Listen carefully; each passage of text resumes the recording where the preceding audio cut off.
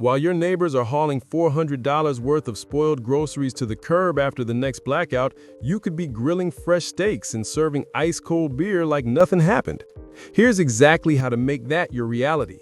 In this video, I'm going to show you the complete system for keeping your food frozen solid during extended power outages, from the biggest mistakes that are costing people thousands of dollars to the exact $250 setup that can run for months without a single drop of gas or grid connection. If you're ready to never lose another dollar to spoiled food during outages, smash that like button and let's dive in. Most people approach backup refrigeration completely wrong, and it's costing them big time. The advice you'll find everywhere, even from so-called experts, is not just ineffective, it's actually dangerous. Number 1, the car battery disaster. The most popular advice floating around YouTube and prepper forums: just run your fridge off your car battery with an inverter for a couple of hours each day. This sounds smart until you realize it's one of the fastest ways to destroy your vehicle when you need it most. Your car is absolutely critical during emergencies. You might need it to evacuate, get medical help, or reach supplies. But when you use your vehicle as a power plant, you're putting massive strain on the alternator and electrical system. These components aren't designed for continuous high-output operation. Here's what actually happens inside your engine when you try this. Your alternator is engineered to maintain a battery that's already charged, not to continuously dump 100+ amps into a massive power inverter. It's like asking a distance runner to sprint a marathon. They might make it a few miles, but you're going to burn out that alternator fast. I've personally witnessed 3 separate families learn this lesson the hard way during extended outages. Dead alternators, fried voltage regulators, and completely drained batteries that couldn't turn the engine over. When they needed to evacuate or get emergency medical care, their vehicles were useless hunks of metal. Think about it. Would you rather have a working vehicle that can get you out of danger, or a dead car and a few hours of refrigeration? In a real emergency, that choice becomes crystal clear. Your alternator becomes a very expensive paperweight, and you're stranded exactly when mobility matters most. Number 2. The generator fuel reality check. Then there's the generator crowd. Just run a generator for a few hours each day to power your fridge. Sure, if you enjoy advertising to every desperate person within a mile radius that you have power, fuel, and probably food when they don't. But let's talk about the practical reality of generator-powered refrigeration. A typical portable generator burns about a gallon of gas every 6 to 8 hours under load. To maintain proper refrigerator cycling, you're looking at running that generator 4 to 6 hours daily minimum. That's nearly a gallon of fuel per day, which means 30 gallons for a month-long outage. Where exactly are you storing 30 gallons of gasoline safely? How are you getting more fuel when gas stations are closed and supply chains are disrupted? And what happens when that fuel goes bad after a few months in storage? The logistics become a nightmare, and that's before we even discuss the security risks of broadcasting your preparedness level to anyone within earshot. And number 3, the temperature danger zone. But even if you're willing to risk your transportation, there's an even bigger problem with cycling your fridge on and off. Food safety guidelines are absolutely clear on this. Perishable foods enter the danger zone when temperatures climb above 40 degrees Fahrenheit. In this range, harmful bacteria doubles every 20 minutes. Every single time you cycle that refrigerator, the internal temperature swings up and down like a roller coaster, spending dangerous amounts of time in this bacterial breeding ground. Here's what's actually happening to your food during these temperature swings. Salmonella, E. coli, and Listeria don't just survive in the danger zone, they thrive and multiply exponentially. Your expensive organic chicken isn't just warming up and cooling down innocently, it's becoming a bacterial breeding ground that could hospitalize your family. The USDA is crystal clear about this. Any perishable food that spends more than 2 hours total in the danger zone should be discarded. When you're cycling power on and off over multiple days, you're accumulating hours and hours in that dangerous temperature range. Your freezer faces the same nightmare, but it's actually worse. Each time power cuts out, frozen foods start thawing from the outside in. When power returns, they refreeze, but the cellular damage is already done. This freeze-thaw cycle destroys cell walls, creates mushy textures, and provides perfect conditions for bacterial growth. After just 3 or 4 cycles, those $15 per pound ribeye steaks aren't just unappetizing, they could actually send your family to the emergency room. And good luck finding medical care during a widespread emergency when hospitals are overwhelmed. Now here's the math that never works. Here's the brutal reality nobody talks about. The energy requirements never work in your favor when you're trying to power a full-size refrigerator with backup systems. A typical full-size fridge consumes 3,000 to 4,000 watt-hours per day. In battery terms, that's roughly 400 amp-hours from a 12-volt system. A standard deep-cycle battery gives you maybe 100 amp-hours when it's brand new, and that's under perfect conditions that never exist in emergencies. You'd need 4 massive batteries just to run your fridge for one day, and that's assuming perfect efficiency, which never happens in the real world. Factor in inverter losses, typically 10 to 15%, temperature effects on battery performance, batteries lose 20% capacity in cold weather, and the fact that you can't fully discharge lead-acid batteries without destroying them. Suddenly, you're looking at needing 6 or 7 deep-cycle batteries to safely power your fridge for 24 hours. At $200 to $300 per battery, you're talking about a $1,500 plus investment just for one day of power. And those batteries weigh 60 to 70 pounds each, so now you need a forklift to move your portable power system. Even with a generator, the numbers get ugly fast. You're looking at running it several hours each day to maintain those cycling periods. Generators are loud. We're talking 65 to 75 decibels, which is like having a vacuum cleaner running in your backyard for hours. They consume fuel you have to store safely, and they announce to everyone in the neighborhood that you have power when they don't. From a security standpoint, this creates unnecessary attention during what's already a tense situation. When people are desperate, hungry, and cold, the last thing you want is to broadcast that you're prepared when they're not. The math simply doesn't add up when you're trying to force backup systems to power energy-hungry appliances they were never designed to handle. It's like trying to power your house with AA batteries. Technically possible, but completely impractical. Here's where most people give up and resign themselves to eating canned beans during outages. They think their only options are powering their main fridge or giving up on refrigeration entirely. That's completely wrong.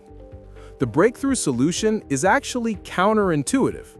You need to think smaller to get dramatically better results. Instead of trying to power your energy-hungry full-size refrigerator, you invest in a compact chest freezer and mini fridge specifically for emergency backup. This isn't about compromising on food storage. It's about being smart with your energy budget and getting results that actually work in the real world. Let me give you numbers that will change how you think about this completely. A 5 cubic foot chest freezer typically uses only 218 kilowatt hours per year. Break that down to daily consumption, and you're looking at roughly 600 watt hours per day. A 2.6 cubic foot mini fridge adds another 350 watt hours daily. Combined, this setup consumes around 950 watt hours per day. That's less than 1/4 of what your main refrigerator demands. This dramatic reduction in power consumption changes everything about what's possible with backup systems. But here's the key insight that most people miss. Chest freezers are incredibly efficient because cold air doesn't pour out when you open them like it does with upright units. Cold air sinks, so when you lift the lid, the cold stays put. This basic physics principle means your food stays colder longer and the compressor doesn't have to work as hard. Many fridges, especially modern Energy Star rated models, use advanced compressor technology and better insulation than older designs. The smaller internal volume means less air to keep cool, and the reduced surface area means less heat transfer through the walls. Suddenly, a modest battery bank can run your emergency refrigeration for multiple days, instead of struggling to power a full-size unit for a few hours. The whole game changes when your power requirements drop by 75%. But here's the brilliant part that makes this a no-brainer investment. These appliances aren't sitting around waiting for emergencies. They become incredibly useful in your daily life right away. Use the chest freezer for bulk meat purchases when you find those killer sales. I'm talking about buying a quarter cow when it's $4 per pound instead of paying $12 per pound for individual steaks. Store extra frozen vegetables, ice cream, frozen berries for smoothies, or batch cooked meals for busy weeks. The mini fridge becomes your beverage center, keeping drinks ice cold without opening your main fridge constantly. Use it for overflow storage during holidays when your main fridge is packed, dedicated to leftovers so they don't get lost in the main fridge and go bad. Many families discover that having this extra refrigeration space actually transforms their shopping and meal prep habits. You can buy meat in bulk when it's on sale, store more fresh produce without overcrowding, and reduce food waste by having proper storage for everything. Here's a real example from my own household. We save about $180 per month on groceries because we can take advantage of bulk sales and managers' specials on meat that's near its sell-by date. Instead of passing up those deals because we don't have storage space, we can grab them and freeze them immediately. The system pays for itself through better food management even when the power never goes out. When an emergency does hit, you have a clear action plan that works flawlessly. Within the first 30 minutes after losing power, you transfer your most valuable and perishable items from your main fridge and freezer into your backup units. But this isn't a frantic scrambling process. You've already planned what goes where. Prioritize medications that require refrigeration first. Insulin, antibiotics, hormone treatments. These are literally life-saving items that you cannot replace easily during an emergency. Next, move your most expensive proteins, those steaks, salmon fillets, and specialty items that cost $15 plus per pound. Then grab dairy products, especially opened items like milk and yogurt that spoil quickly. Finally, transfer any leftovers or prepared foods that would be expensive to replace. Your backup system immediately takes over, maintaining safe temperatures continuously without the stress of managing generators, calculating fuel consumption, or monitoring car battery levels. No temperature cycling, no bacterial danger zones, no food safety roulette. The psychological relief is enormous. While your neighbors are frantically cooking everything in their freezer or making desperate runs for ice, you're calmly going about your day knowing your food is perfectly safe. Now let's build the power system that makes this all possible. For basic emergency coverage, you need surprisingly little equipment, and the setup is incredibly straightforward.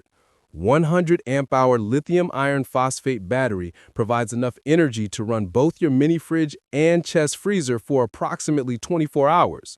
Pair this with a 600-watt inverter to convert the battery's DC power into AC power for your appliances. But let's break down exactly why these numbers work so well. That 100 amp-hour battery at 12 volts gives you 1,200 watt-hours of stored energy. Your combined appliances use about 950 watt-hours per day, which means you have a comfortable safety margin even accounting for inverter losses and battery protection circuits. The setup couldn't be simpler. During normal times, your backup appliances plug into regular wall outlets like any other device. When power goes out, you unplug them from the wall and plug them into your inverter system. No complicated wiring, no permanent installations required, just a simple switch from one power source to another. You can literally set this up in under 10 minutes with zero electrical experience. Plug the battery into the inverter, plug the inverter into a power strip. Done. A middle schooler could handle this setup. Lithium iron phosphate batteries are absolutely the way to go for this application, and here's why the chemistry matters for your emergency preparedness. First, they're incredibly safe. Unlike other lithium chemistries that can catch fire or explode if damaged, iLift FPO4 batteries are thermally stable and won't go into thermal runaway. You can literally drill through one with a power drill and it won't burst into flames, though I don't recommend testing this personally.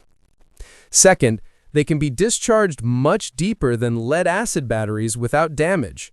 Lead-acid batteries should never go below 50% charge if you want them to last more than a few dozen cycles. LiFePO4 batteries can safely discharge to 10% repeatedly without harming the cells. This means a 100 amp-hour lithium battery gives you about 90 usable amp hours, while a 100 amp hour lead-acid battery only gives you 50 usable amp hours before you start damaging it. You're getting nearly double the effective capacity. Third, they last for thousands of charge cycles. A quality LiFePO4 battery will handle 3,000 to 5,000 full charge cycles while maintaining 80% of its original capacity. Lead-acid batteries are lucky to survive 300 to 500 cycles under the same conditions. Do the math. If you use the system once a month for testing and occasional outages, a lithium battery will last 20 to 30 years. Lead-acid batteries will need replacement every 2 to 3 years. The higher upfront cost of lithium pays for itself many times over. Not all inverters are created equal, and choosing the wrong one can cause real problems with sensitive appliances like refrigerators and freezers. You absolutely need a pure sine wave inverter, not a modified sine wave unit. Refrigerator compressors use induction motors that can be damaged by the choppy power output of modified sine wave inverters. They'll run, but they'll run hot, inefficiently, and with a shortened lifespan. Pure sine wave inverters produce clean power that's identical to what comes from the grid. Your appliances will run exactly as they're designed to, with maximum efficiency and no risk of damage. Size the inverter for about 150% of your maximum load. Your mini fridge might draw 150 watts continuously and 400 watts during compressor startup. Your chest freezer might draw 100 watts continuously and 300 watts during startup. A 600 to 800 watt inverter handles this easily, with room for safety margin. Many people choose portable power stations, which combine the battery, inverter, and charge controller in one unit. Companies like Bluetti, EcoFlow, and Goal Zero make excellent units specifically designed for this type of application. These cost more per watt hour than building your own system, typically 50 to 80 cents per watt hour versus 30 to 40 cents for DIY systems. But they're incredibly convenient and require zero technical knowledge to operate. Just plug in your appliances and monitor the battery level on the built-in display. Most units have multiple AC outlets, USB ports, and even wireless charging pads. They're like the Swiss Army knife of backup power. The best part? Many portable power stations can be recharged from wall power, solar panels, or your car's 12-volt outlet simultaneously. This means faster recharging and more flexibility during extended outages. After 24 hours of operation, you need to recharge your battery. This is where you have several excellent options depending on your situation and resources. Solar panels are the most sustainable long-term solution, and the technology has improved dramatically while prices have dropped. A single 100-watt solar panel will partially recharge your battery during a sunny day, providing about 400 to 500 watt-hours of energy in optimal conditions. For reliable daily recharging, you really want 200 watts of solar capacity, essentially 2 panels. This gives you enough energy generation to fully recharge your battery every day, even with less than perfect conditions. Modern solar panels are incredibly durable and efficient. Monocrystalline panels typically provide 18 to 22% efficiency, meaning they convert that percentage of sunlight into electricity. Even on partly cloudy days, you'll get 30 to 50% of rated output. If solar isn't practical due to shading, apartment living, or HOA restrictions, you have other options. A small 2,000-watt generator can fully charge a 100 amp-hour battery in about 3 to 4 hours using a proper battery charger. This approach uses much less fuel than trying to run appliances directly, maybe a gallon of gas every 3 to 4 days instead of a gallon per day for direct appliance operation. The generator noise is limited to a few hours instead of running constantly. You can also carefully use your vehicle's alternator to recharge the battery, but this should be done with proper charging equipment to avoid the problems we discussed earlier. A DC to DC charger protects your vehicle's electrical system while safely transferring power. These chargers monitor your vehicle's battery voltage and only drop power when the engine is running and the alternator is producing excess capacity. Run your engine for 30 to 45 minutes and you can add 30 to 40 amp hours to your backup battery safely. For extended outages lasting more than a few days, the two-battery system is absolutely the ultimate solution. This is where you go from basic emergency preparedness to bulletproof long-term resilience. Here's how it works. While one battery powers your appliances, the second battery is recharging via solar panels, generator, or other charging source. Every 24 hours, you swap the batteries. The fresh battery takes over appliance duty while the depleted one goes on charge. This rotation allows for indefinite operation, limited only by your ability to generate or store energy. Even with modest solar capacity, you can maintain refrigeration for weeks or months. I've personally tested this system for 6 weeks straight using just 300 watts of solar panels during a winter with limited sunlight. The beauty of this approach is its incredible resilience. If one battery develops problems, you still have backup power. If charging conditions are poor for a day or two, you have buffer capacity to ride it out. If your solar panels get damaged, you can fall back to generator or vehicle charging without missing a beat. You're also spreading the wear and tear across two batteries instead of cycling one battery heavily. This extends the lifespan of both units significantly. Instead of deeply cycling one battery every day, each battery only cycles every other day, essentially doubling their useful life. For those who want ultimate reliability and daily convenience, a permanent solar-powered system is worth serious consideration. This is where you go from emergency preparedness to complete energy independence for your refrigeration needs. A typical setup includes two 100 amp-hour lithium batteries, three 100-watt solar panels, a 40-amp MPPT charge controller to manage solar input, and a 600-watt pure sine wave inverter for appliance power. This system runs your backup refrigeration 24/7, 365 days a year, completely independent of the grid. During normal operation, the batteries typically drain only 25 to 30% overnight and recharge fully by mid-afternoon. Even during cloudy weather, there's enough stored energy to maintain operation for several days without any solar input.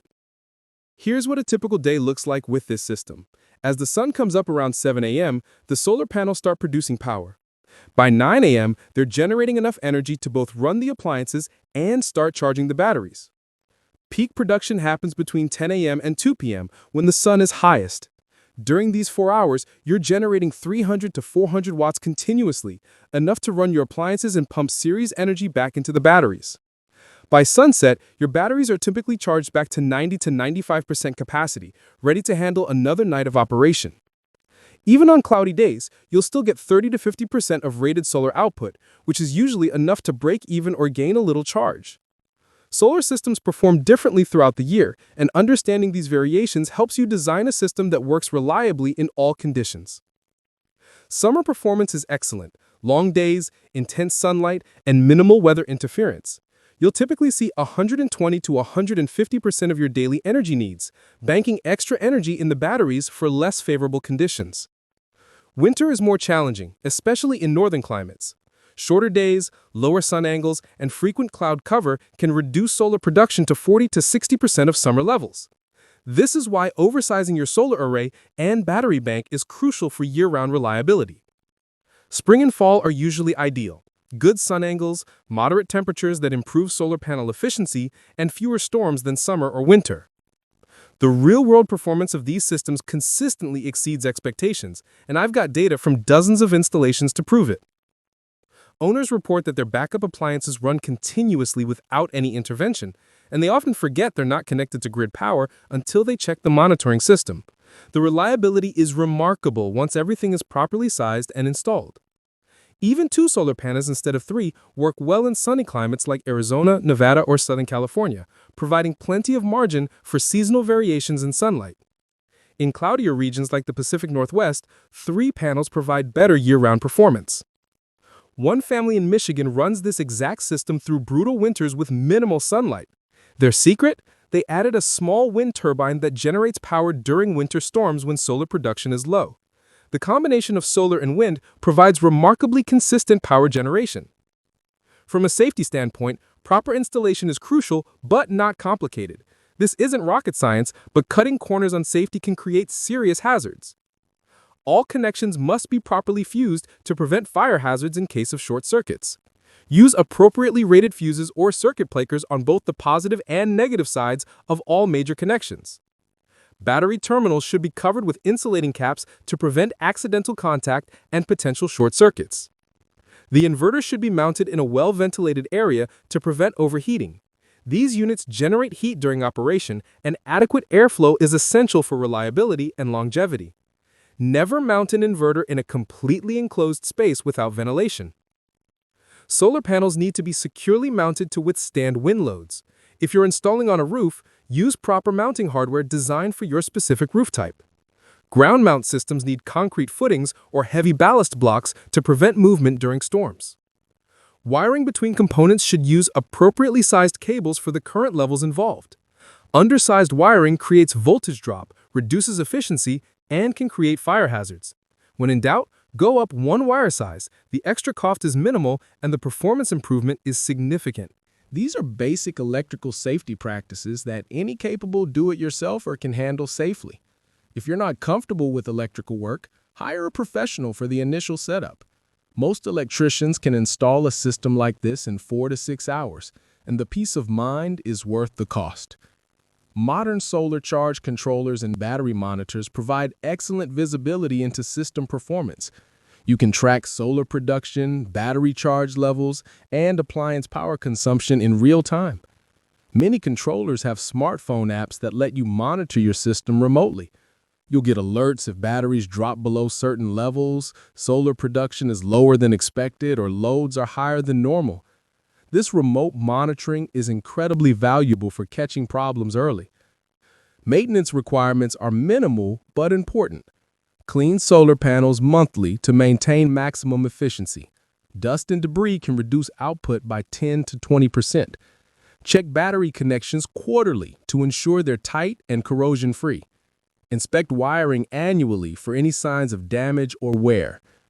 The modular nature of these systems means you don't have to invest in everything at once, and you can expand capacity as your needs or budget change.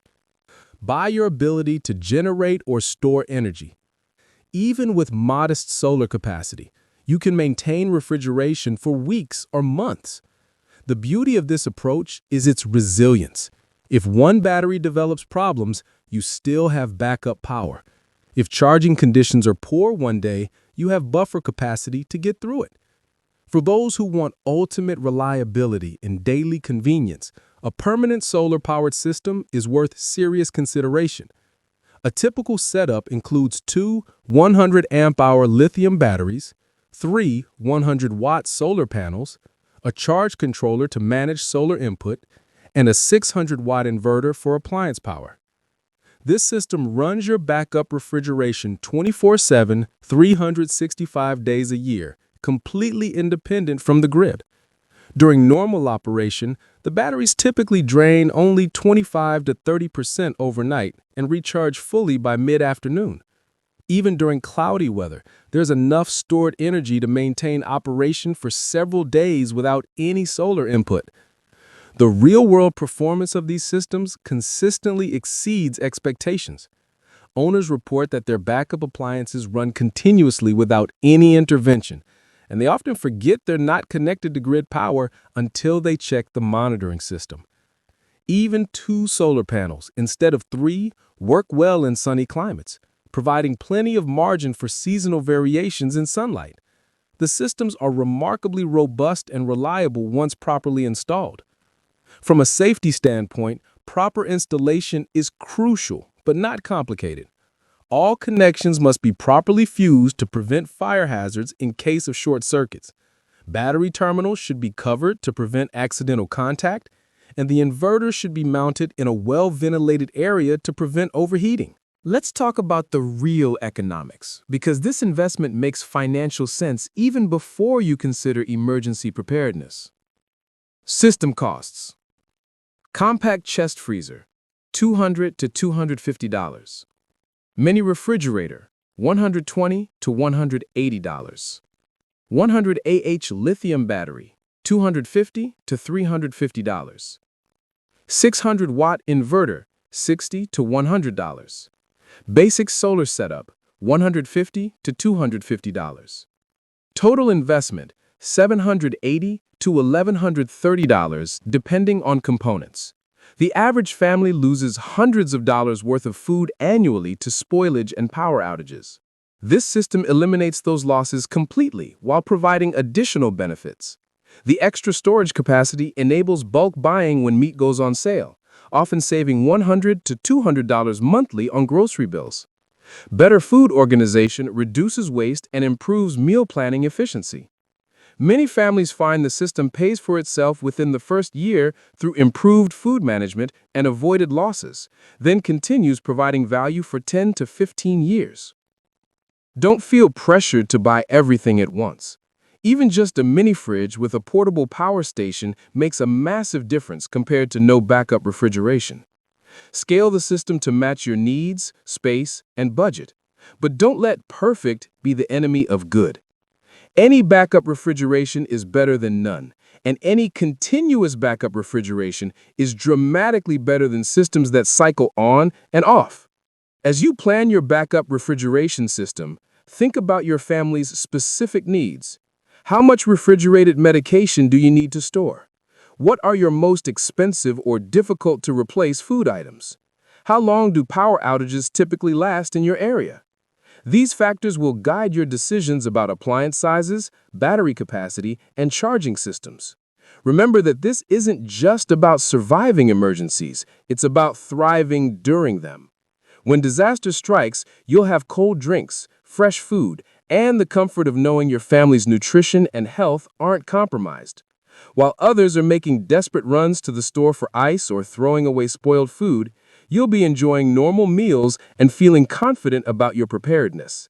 The investment you make in backup refrigeration today pays dividends every single day through improved food storage, better meal planning, and the peace of mind that comes from real preparedness. When the next power outage hits your area, you'll be the one helping neighbors while staying comfortable and well-fed yourself. That's the power of thinking beyond traditional emergency advice and building systems that actually work in the real world.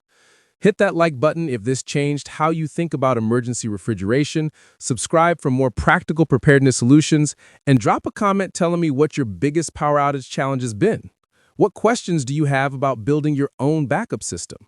Your backup refrigeration system isn't just emergency equipment, it's a lifestyle upgrade that happens to be incredibly valuable when things go wrong. The best time to set this up was before the last outage. The second best time is right now.